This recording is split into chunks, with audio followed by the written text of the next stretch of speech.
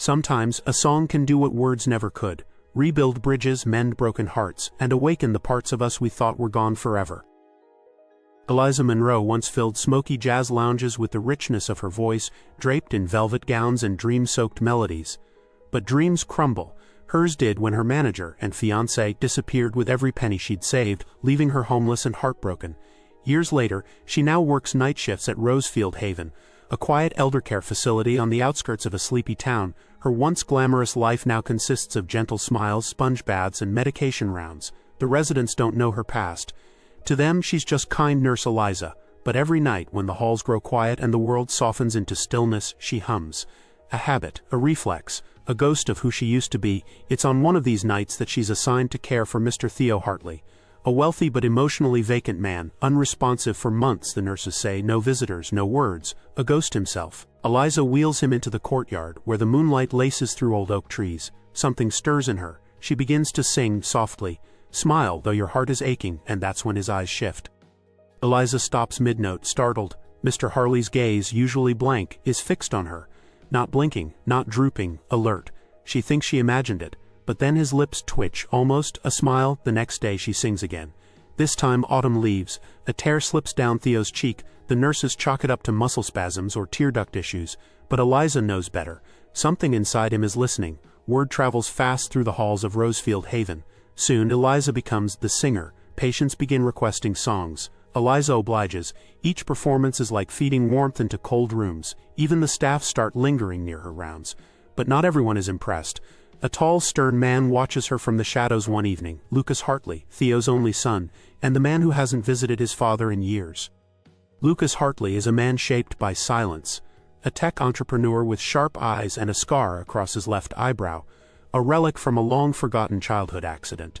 He returns to Rosefield only because the will requires it. Monthly check-ins to maintain control over the Hartley estate. He sits stiffly in the back of the visiting lounge, watching the woman sing to his father. It unsettles him. Theo, who never once sang to him as a child. Theo, who disappeared into his study after his wife's funeral and never came back out. Not really. Lucas spent years burying the resentment under layers of success. But here, in this quiet hall filled with music and warmth, the grief he thought he'd conquered claws back to the surface. He turns to leave, but Eliza catches him. "You're Lucas," she says gently, catching him off guard. He nods, defensive. "And you're the caregiver who thinks she's a lounge singer?" Eliza doesn't flinch. "Your father's responding to the music. Maybe you should try listening too." Lucas scoffs. "I tried listening to him my whole life, didn't hear much back." But something about her tone, not sharp but compassionate, lingers with him. He walks away but returns the next evening, not for his father, he tells himself, for curiosity.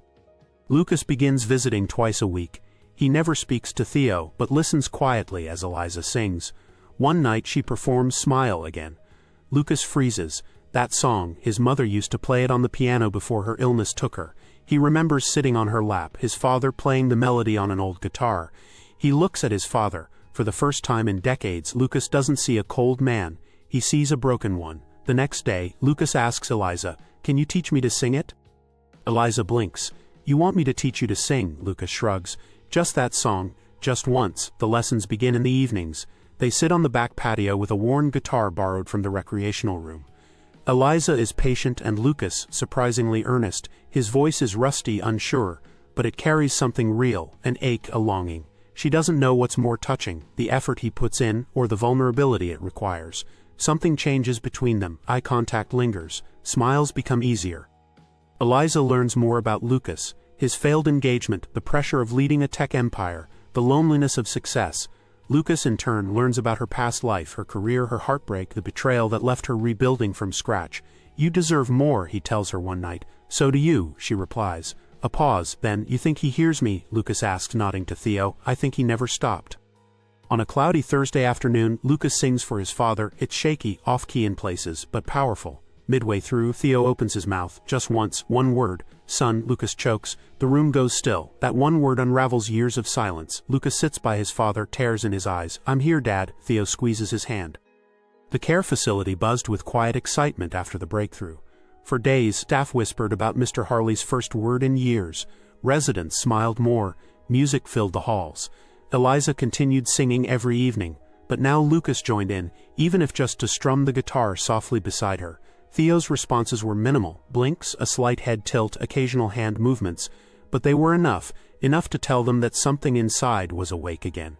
Lucas began bringing old photographs, family vacations, birthdays, even faded photos of his mother at the piano. They showed them to Theo, sometimes catching glimpses of recognition in his eyes, and in between it all, Eliza and Lucas found themselves talking for hours about everything and nothing. One evening, Eliza found the facility's upright piano in the dining hall, dusty, unused. She cleaned it off and sat down, unsure. Her fingers hovered, then they moved. She played, not for the residents, not for Theo, for herself. The room was empty except for Lucas watching from the doorway. "Why'd you stop performing?" he asked gently. She paused, her voice low. "Because I thought my voice only mattered if someone clapped." He crossed the room, sat beside her. "You've got more people listening than you realize." They sat in silence, the music lingering in the air between them. Weeks passed. Eliza and Lucas became a fixture at Rosefield Haven, singing, sharing stories, helping residents find joy in small things. One afternoon, Eliza sang Moon River, the same lullaby Theo used to hum to his wife. As the final notes faded, Theo whispered again, clearer this time. "Mary," it was her name, his late wife's name. Lucas leaned forward, voice trembling. "You remember her?" Theo's eyes brimmed with tears. "Every day," he said.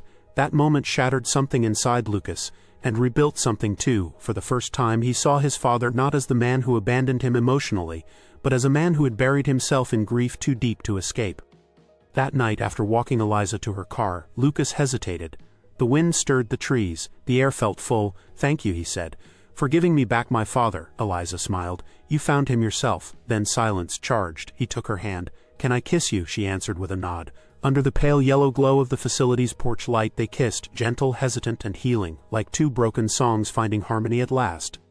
Eliza, with Lucas's encouragement, enrolled in a certification program for music therapy. "I want to do more than sing," she said. "I want to teach people how to feel again through music." Lucas smiled. "Then let's build something together." He offered to fund her dream, a music wing at Rosefield Haven, a place where patients and families could use instruments, singing, and musical memories as therapy. It wasn't charity, it was belief in her, in music, in second chances. Lucas, changed by his time with Eliza and Theo, made another decision. To turn the Hartley Foundation, once a dormant trust, into a living fund supporting elder care innovation and music therapy programs across the state. He stepped back from the tech world, returning to something more personal, more meaningful.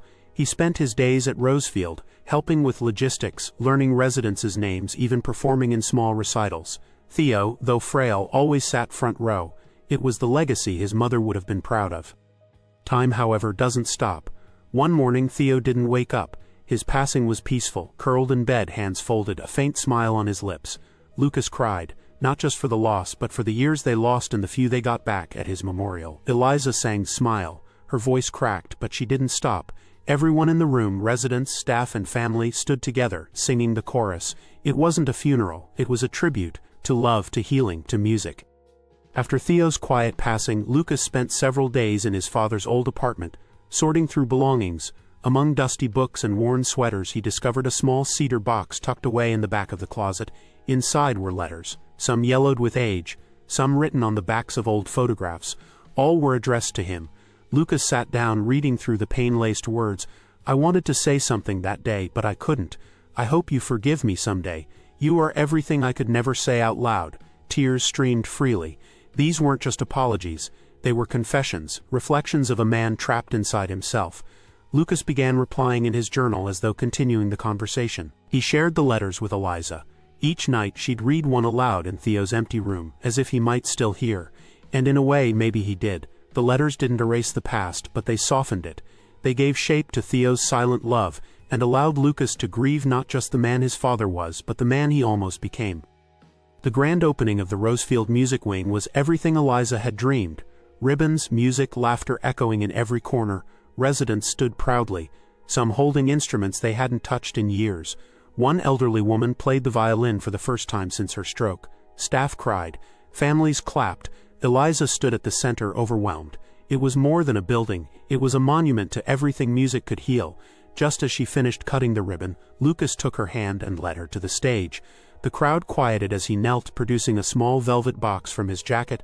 "Eliza Monroe," he said, his voice trembling slightly, "you didn't just bring music into my father's world. You brought light into mine. Will you be the harmony to every song I ever sing?" Eliza gasped. Around them the crowd held its breath. She bent down, tears streaming, and kissed him. Yes, 1,000 times yes. Cheers erupted, a string quartet played.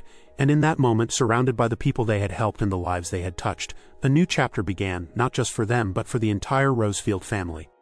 Marriage brought new rhythm to Eliza and Lucas's lives, one marked by shared purpose and quiet joys. They chose to live in a small cottage near the facility, close enough to walk to work each morning hand in hand. Every Thursday became Song Circle Day.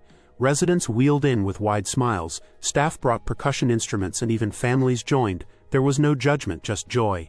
Music was everywhere, in the clapping hands, in the off-key singing, in the laughter that followed every missed note. Eliza took on more music therapy certifications, and Lucas learned guitar well enough to accompany her with confidence. Evenings were spent writing new songs together, most inspired by the people they met. They started a community podcast called Melodies of Memory, where they shared stories and songs from Rosefield residents' pasts. It was a surprise hit. Love didn't end with a proposal, it became a lifestyle.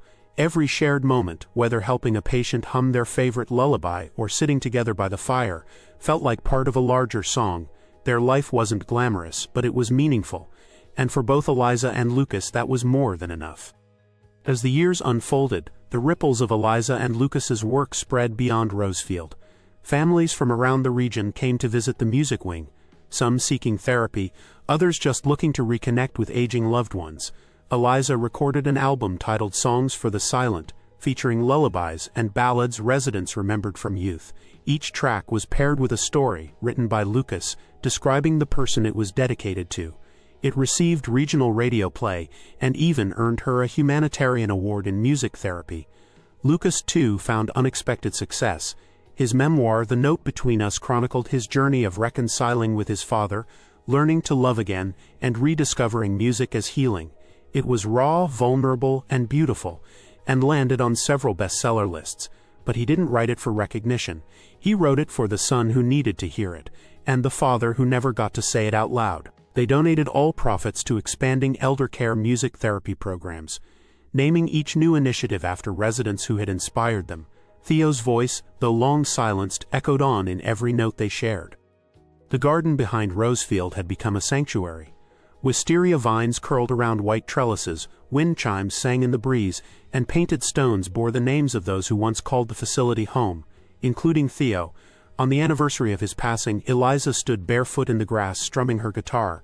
Lucas sat beside her, his hand gently resting on hers. A small group gathered, residents, friends, even children from the nearby elementary school who often visited to sing with the elders. She began with Smile, Theo's favorite, her voice trembling with emotion. But as the chorus came, the crowd joined in, their voices uniting in a soft, imperfect, heartfelt choir. Tears shimmered on many cheeks.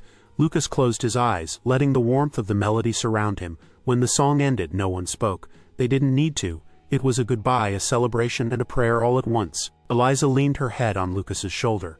"He would have loved that." "He did," Lucas replied. "He's still here, in every song." And as the wind carried the last note into the trees, Eliza smiled. If this story touched your heart, if it reminded you of the power of second chances and the healing found in unexpected places, please subscribe. We share stories that resonate with real emotions and celebrate the quiet, powerful beauty of everyday people. Click that subscribe button, because someone out there might need a little music to remember who they are.